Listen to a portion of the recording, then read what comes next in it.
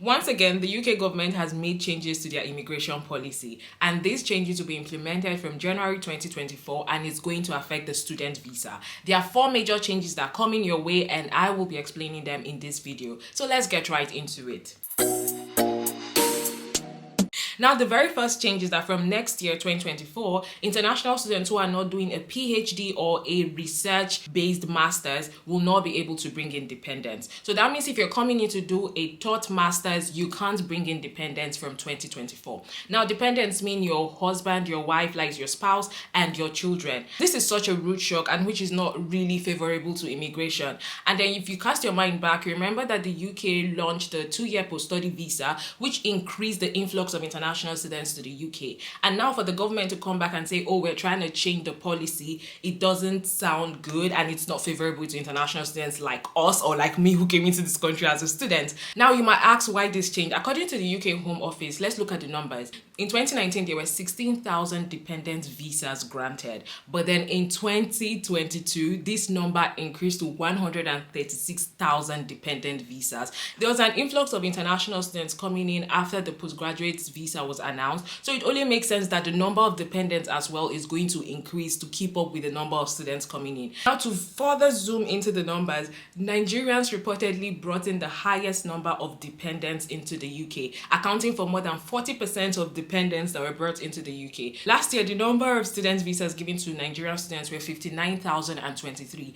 And these students brought in a total of 60,923 relatives, which means there were more dependent visas given than student visas to Nigerians particularly. I'm focusing on Nigerians because I'm Nigerian. That's one of the major changes. Now, the second biggest change is that the UK government is going to review the maintenance funds required for students and dependents. So currently, there's something called a maintenance fund, right? Or financial requirements. If you're studying in London, for example, you're supposed to have £1,334 for 9 months consecutively. Like, you have to have that in your account when you're applying for a visa to prove that you can, support yourself in the UK. Now, the government is saying they're going to look into changing that. And then for every dependent, meaning for every person you bring in on your visa, currently, the proof of funds that you need or the financial requirement that you need is about £845 if you're studying in London for each of the person that you bring. So now the government is saying they're going to look into that. They're going to review that requirement. I don't know what this means. Probably it means they're going to increase the money higher, which honestly does not favor immigration,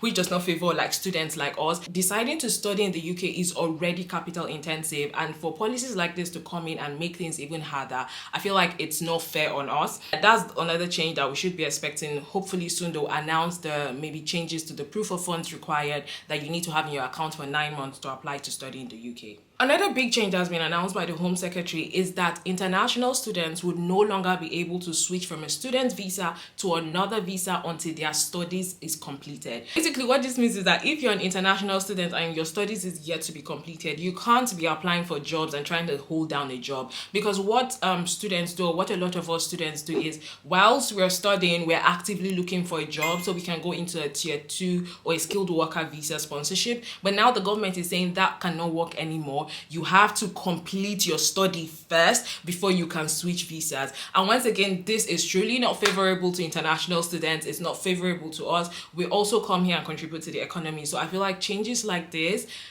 it just seems so unfair. Another change announced or a new development is that the UK government is looking to clamp down on immigration agents that are kind of like helping people get into the UK, not necessarily based on education, but like using that as an immigration channel. So they are trying to clamp down on things like that.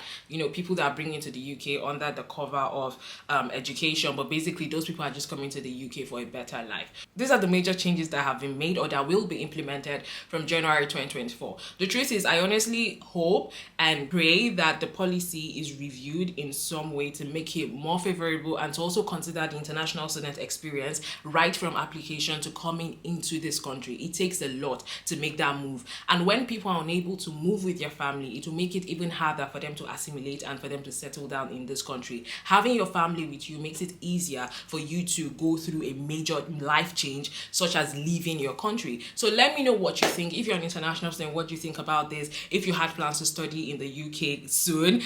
Is this changing your mind? Are you still looking into coming to the UK, or do you feel like it's not worth it at this point? Let me know what you think. So these are the changes.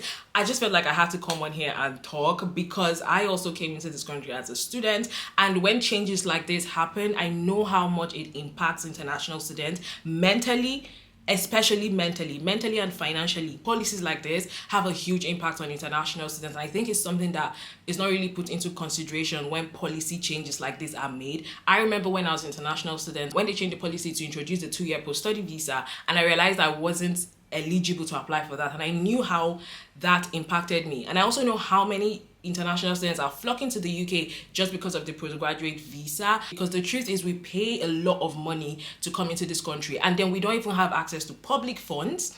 But yes, we're paying tax, we paid immigration health surcharge to come into this country, we pay national insurance. So making it seem like we don't bring any economic value to the country doesn't really make sense, because we are actually contributing a significant deal to the economy of the United Kingdom. So I feel like policies like this should be made with consideration of the international student experience in mind. That being said, another thing is the postgraduate visa is going to remain. So even from 2024, if you're able to come into the UK, maybe on a research-led master's or a PhD, when you're done studying, you'll be eligible to apply for the postgraduate study visa. So they are still leaving the postgraduate study visa. It's just the entry requirement to come into the UK that is going to change with regards to dependents.